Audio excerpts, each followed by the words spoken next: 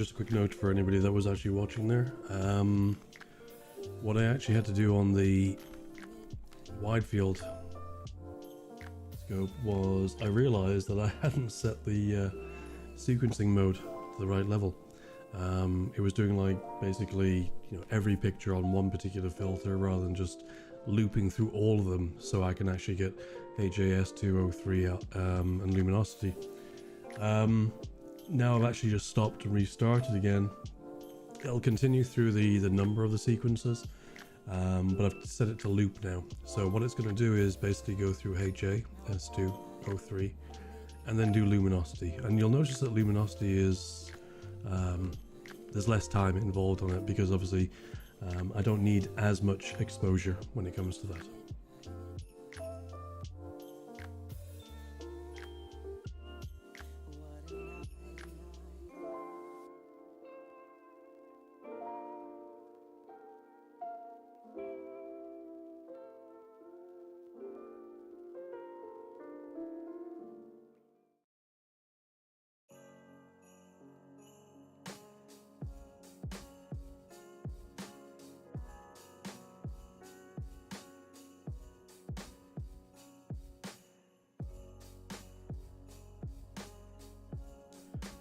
And for the deep sky telescope, obviously we're shooting the Crescent Nebula there tonight, you'll notice that you can actually see the color.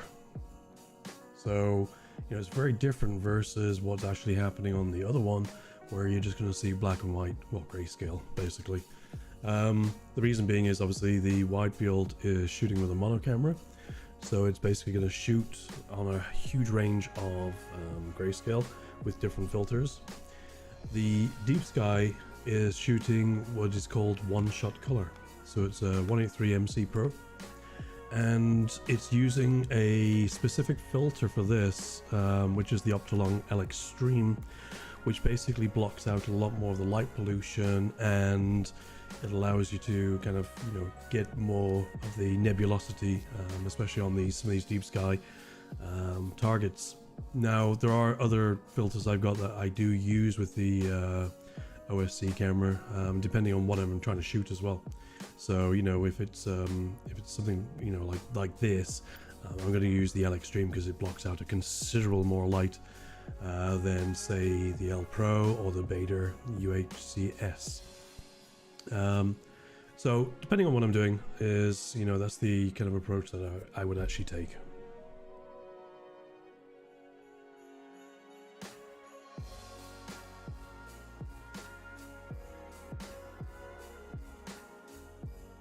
And of course, if anybody is actually wondering, this here is not the sun. It's basically the amp glow that's generated from the electrical components within the camera. You can actually get other cameras now, which it's not part of the problem. But by actually doing flats, by doing calibration frames after doing this, so you're basically taking dark frames, you could potentially be doing bias frames. Myself, I tend to do flats, dark flats, and then obviously you got the lights there, and obviously the darks themselves, which is the exposure time. So what I'm shooting on this target is 5 minutes for each target. So I do have darks which basically run for 5 minutes, but in the dark. And what happens then is you basically have that amp glow within that one, and then by calibrating the frames together, that gets removed.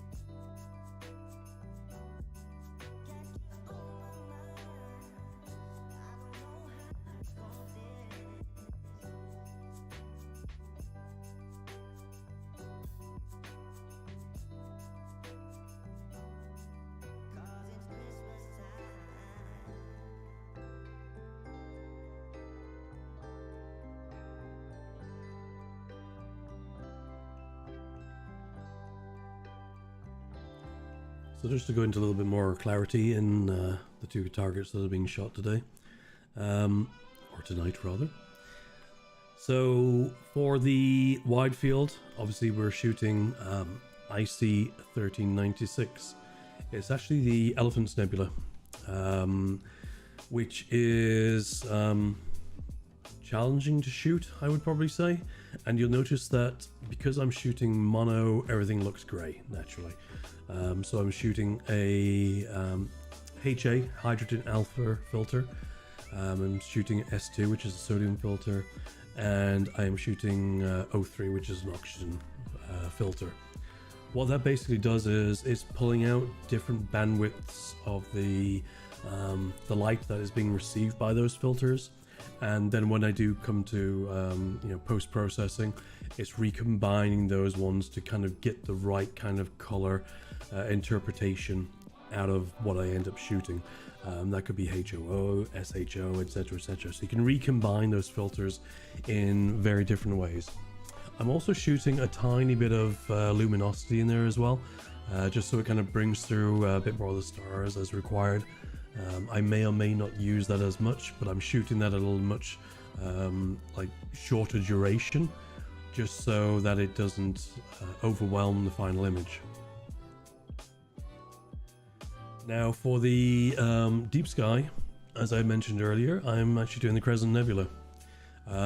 Again, this is another very challenging, very narrowband target to be able to get. But even though I'm shooting one shot color camera, so basically I don't have to do multiple filters and then kind of break it down in a grayscale kind of tone. What this one shot is doing is basically trying to take in, the entire kind of like color range, but with it, I'm actually using the Optolong L Extreme filter, which basically it cuts out a lot of the light pollution.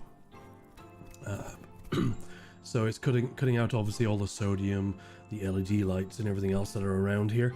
And actually, if you notice on the cameras that I actually have that are watching the observatory, there's a lot of light pollution from obviously neighboring lights, street lights, etc. And actually it's also being heavily polluted by the moon currently. If you look at the Meteor camera, you see that massive light that's coming up. It's not the sun, it's the moon. So what basically happens is, obviously the moon's beautiful, it's glorious, but when you have a full moon, it is the worst light pollution consequence of what we're actually trying to do here. So what I end up doing is, if it's with the narrow band, you'll see that the telescopes are pointing in the opposite direction to the moon tonight to try and cut down a little bit of that overexposure, and hopefully this will actually lead to getting some okay data. But in principle, usually when you got a full moon, you don't tend to get as much clarity as you'd like to do. So we'll see how it goes, and then once it's all stacked together, maybe it results in a really cool kind of like result at the end of the day. To be honest with you, targets east at the moment with that rising full moon, I just wouldn't even bother.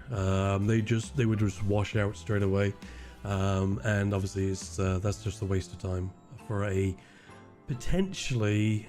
I mean, you can see a bit of cloud there, but potentially it's a pretty clear and cold night.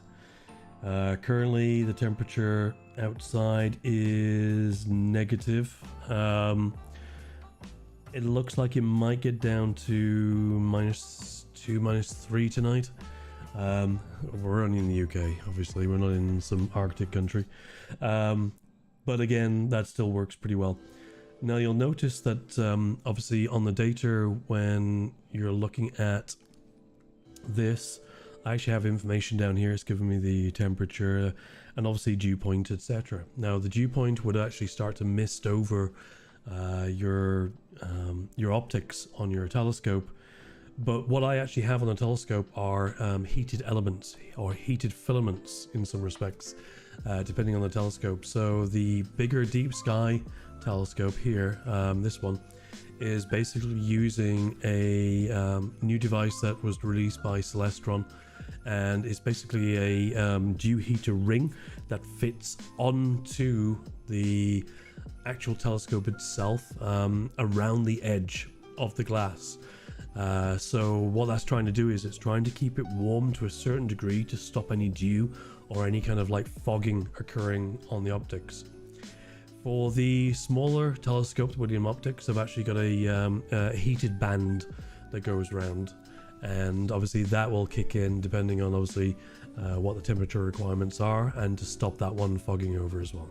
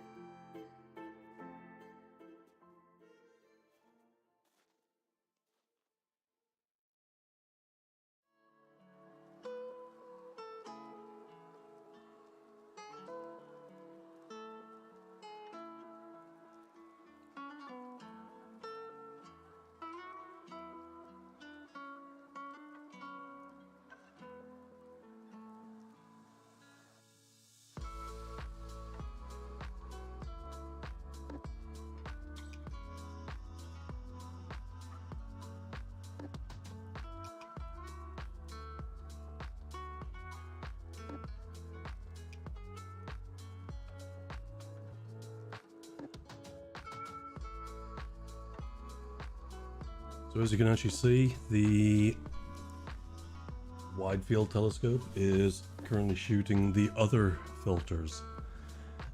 So we're starting to get like a little bit more differentiation. So basically this one, there you go, that just dropped in. So that filter was basically the luminosity filter. And as you can see, it's brought in a lot more stars compared to the narrowband filters, which are going to kind of bring out more of the nebulosity, everything else that's kind of like not really seen. You know, the luminosity filters that I use actually has, you know, a degree of light pollution correction to a certain extent, but you know, that's like if you had incredible eyes, that would be like you just looking up at the stars and in a dark sky zone, and this is kind of what you're seeing at the end of the day. If you look like really carefully, you can start to see some of the subtle elements that are actually in there. Don't look at these aren't real. These are actually dust motes. So, and again, they get calibrated out, so you don't actually see those. But that's the luminosity filter, and obviously you're not seeing any of that original nebulosity. You know, if I actually flick back over to the HA filter, the hydrogen alpha filter, there you can actually start to see, you know, the gases and everything else starting to come in. And obviously as you stack a lot of these images together, you get a lot of kind of differentiation. I mean, that's the HA. You'll actually find that obviously S2 again is a bit different, but you'll see the stars are subdued. But to be honest with you, when you start to stack these together, there's certain elements of it that start to emerge. The same for O3. I mean, there you saw again where a lot of the stars are getting very reduced, but once again you will start to see certain elements that will come out. It's probably not the best nebula to see this differentiation, but then, you know, when you look at the luminosity filter, I mean, look at that. It's just like it's Star Wars time. So the next filter that will be coming up is the hydrogen alpha, and again, that's the one that will actually bring out a considerable amount of detail in the actual nebula that is being shot today. So let's wait and see what it looks like.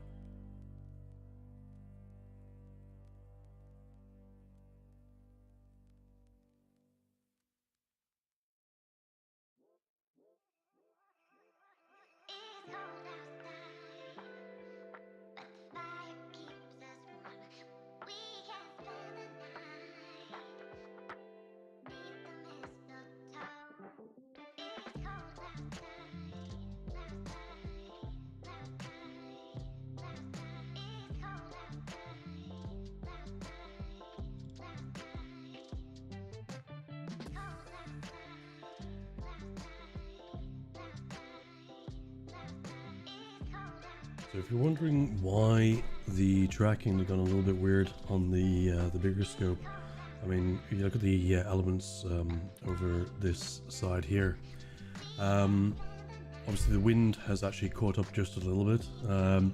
There's ever so slight wind gusts, but because it's a much bigger scope, it's got the dew shield on it, It does tend to act like a sail in some respects, and obviously then you get like the push of what it's actually doing.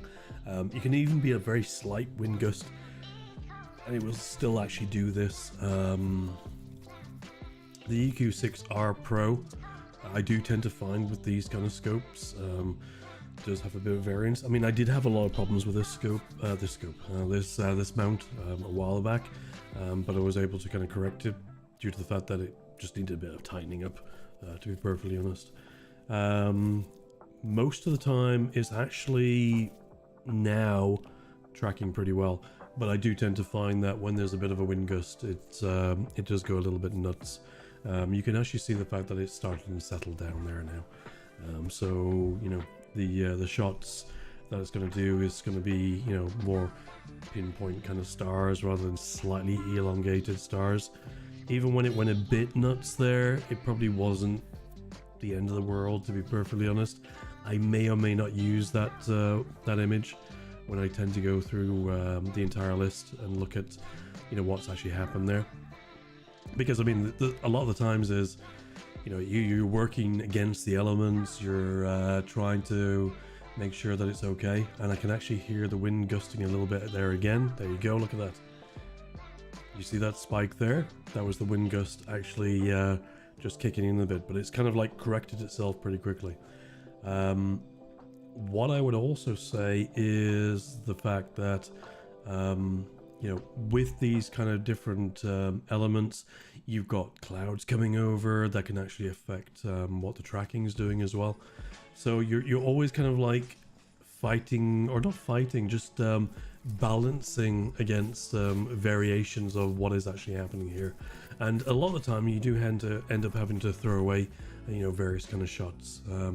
The other night when it was supposed to be clear, but then it was this kind of like binary state of like clear cloud, clear cloud, clear cloud.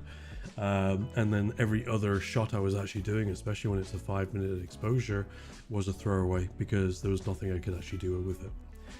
So it's fun to try and do this, but it's also an adventure in terms of getting the right level of calibration, the right level of exposure, and you know what's kind of working for you. I mean, I'm working with normally bottle 5 to 6. I'd probably say sometimes it's more 6 than it is 5. That's why I'm saying 5 to 6.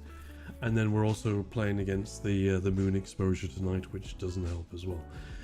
So you know, we'll see how this goes, and hopefully the resultant images, the ones I actually choose, end up being a interesting representation of the target I'm trying to get tonight.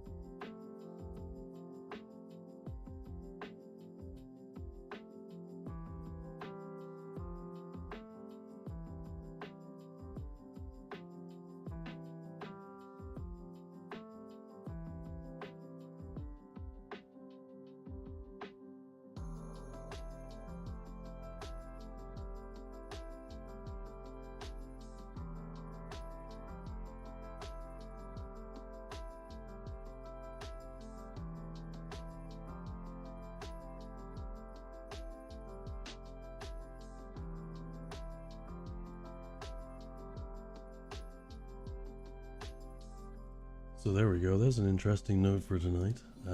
You'll actually see on this one here, you see these streaks that are going across the sky. Welcome to Starlink. So basically, when you are doing imaging as well, you're not only going up against light pollution from different kind of like security lights, everything else like that. You're not only going up against light pollution from the moon, as beautiful as it is its own source of light pollution, and you can actually see that on that meteor camera there at the moment. That huge globe that is coming up is the moon, which actually does affect the outcome of everything that you're trying to shoot as well. But you're also going up against aircraft.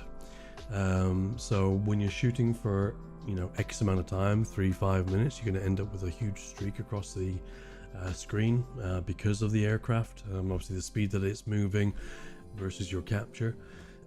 And for these ones, it's obviously the Starlink satellites are moving pretty quick, around the globe. So, comparatively, obviously, but that's what you then end up seeing on these kind of shots where I can't actually use that image that was actually created there now, because it would be a bit more complicated to edit that out. I mean, I could try. It's the same with satellite streaks as well.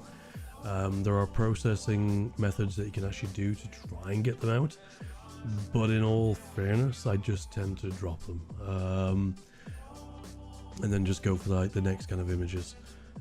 The same as if you've had wind gusts where or it's gone off tracking as well for some reason, where you've ended up with very elongated stars, or like a lot of star trails effectively, because it's really gone bad. If you end up with that, I'd probably seriously have a look at your mount, because something very serious has happened. Maybe it's snagging from a cord, maybe it's it's just gone absolutely insane, or it's just not star tracking anymore.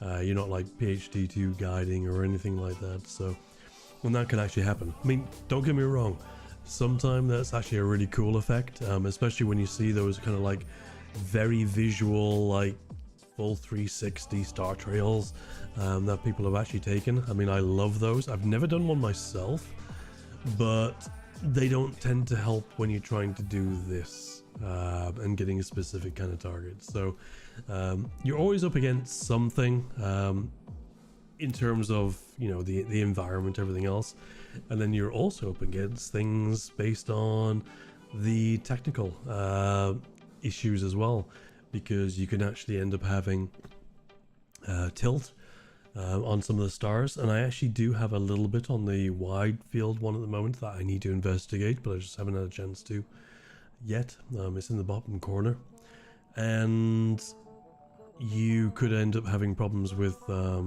just power outages, the cooling's not working, the USB cables have kind of started to malfunction. There's so many different things. Occasionally you have very extreme situations, i.e. a cat is walking along and knocks your scope. It has happened.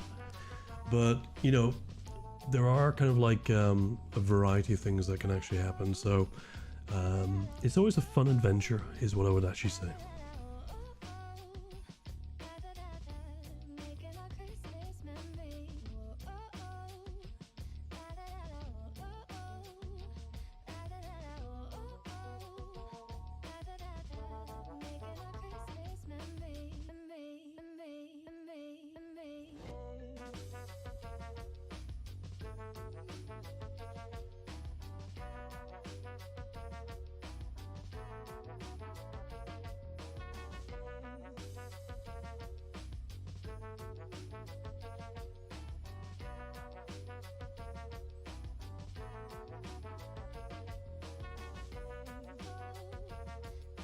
I should add, when you're actually looking at those screens there, so when you're looking at the wide field, that will actually change a bit depending on obviously what filter is shooting. So at the moment it just shot 03, that's why it's kind of a bit more diffuse stars.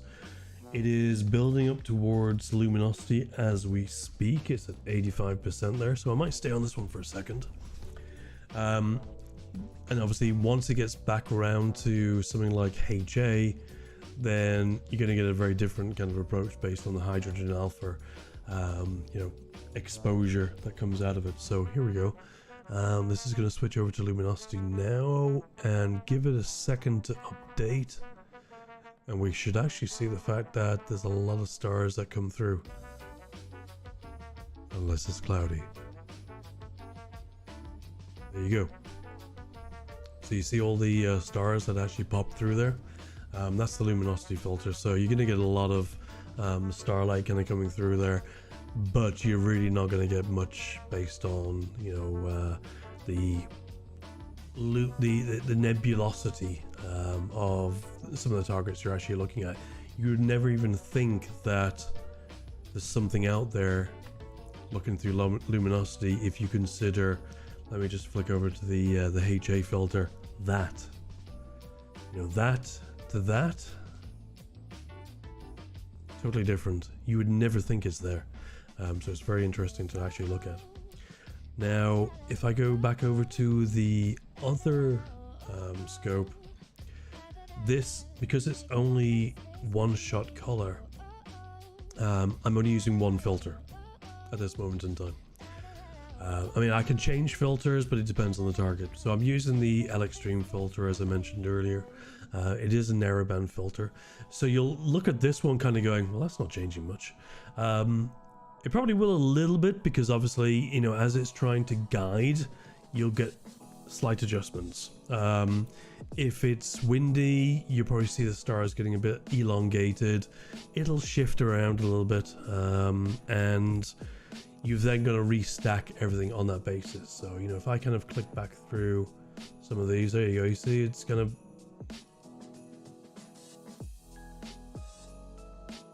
moving around just ever so slightly. There you go, it dipped again. If I come back up here, there, those slight adjustments are what the guide scope is basically doing. So the PhD2 is what is kind of keeping track of, you know, where a specific star area is, and it's trying to keep me targeted to what I am trying to shoot at the end of the day. And obviously that's why you see a lot of this kind of noise in what's actually happening on the scope. I mean, the scope as well, it doesn't actually, not the scope, the mount as well doesn't help in terms of the fact that the worm drives are moving around.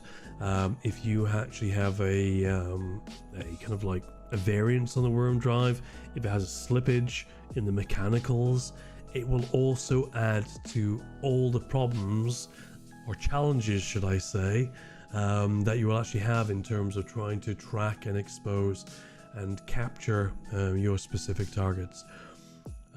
So it's an interesting science in itself in terms of what it is trying to do. You've then got additional elements up here. I mean, where you see this is the main star that I'm targeting at the moment. That's this one here. So you can actually see the peak of the star. It's like really kind of targeted on. I'm sure that some people would look at that going, why is that not better? But come and live in the UK is what I would actually say. So there are those kind of problems in terms of obviously the HFD to get like a really sharp point on this graph, but I would say that this is actually working quite well for me. I mean, I can see the clustering down here is actually working pretty well. You know, it's not exceeding you know, 1 arcsecond a lot of the time, so then obviously that's the target that you're trying to hit for. There's some that are kind of going out. By the way, these ones that are like much further out weren't due to the tracking issues. Usually that actually occurs when you're dithering, so you're re-dithering to try and get that kind of precision base back again. And I've actually set the sequences to dither like every 3 effectively. just to kind of like keep it back in that momentum, just so I can actually keep the true target form at the end of the day. Now, I know that some people also will go through sequences where they will actually recalibrate the focus, and obviously that is also an important aspect, because as things cool down or heat up, depending on where you are during the night, the focus of the optics will shift naturally. It's not shifting necessarily because of the motion of the telescope, because if you think about it, the telescope's like moving like ever so slight fraction, hair fractions at the end of the day. But because obviously of the atmospheric conditions, everything else that kind of come into play, the temperature will actually, temperature expands or contracts. That can actually have a adverse effect on your optics, your imaging, everything else. To be fair, I don't tend to go into those kind of sequences where I will go into a refocus. I tend to go through a refocus at the start of the night. Sometimes if I'm doing a meridian flip in the startup point, I might refocus as well.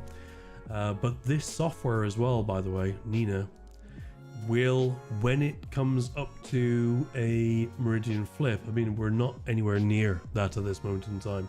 You can see both telescopes are quite high in the sky at this moment in time in what they're targeting. But if we look at the sequencing actually has a meridian flip enabled. So when these scopes get to a certain point where it's not viable for them to keep tracking, the meridian flip will actually flip them to the other side of the sky and then retarget. At that particular point, that's when I will say, yeah, refocus, because your filters could have readjusted, etc, etc.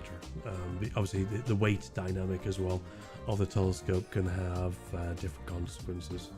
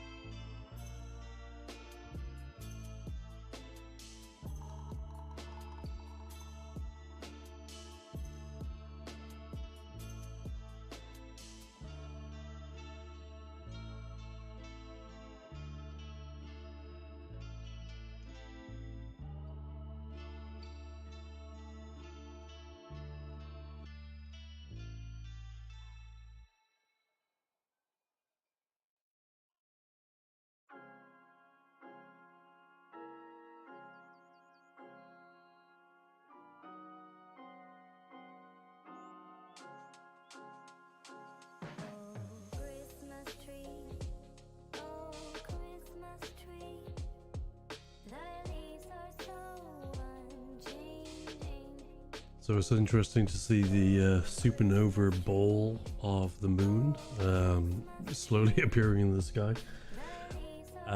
This is definitely going to start adding to the pollution of the frames that I'm trying to capture. Even though the telescopes are pointing in the opposite direction, it is not going to help, that's for sure. So we'll see how things go. If they start to wash out more, then obviously, you know, there's not much point continuing that particular junction. Maybe I turn the scopes around and have a look at the moon. Could be interesting. But we'll see. We'll see how it goes. And hopefully I can still get a reasonable amount of data on top of what I've been trying to capture just for these two targets, and then the weekend could actually be kind of fun looking at processing what's going on there. But I mean, there's a lot more data I need to get at the end of the day, so we'll definitely see how it goes.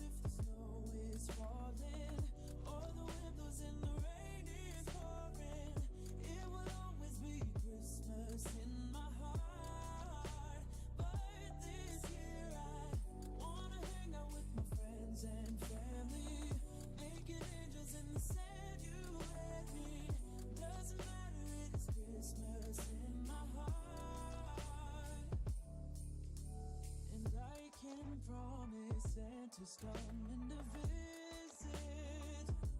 No, he wouldn't miss this in Christmas times. Oh, and the sunset is just getting better on a blanket with the skyline painted in blue. Ooh, yeah, that's what we do. Doesn't matter if the snow is falling or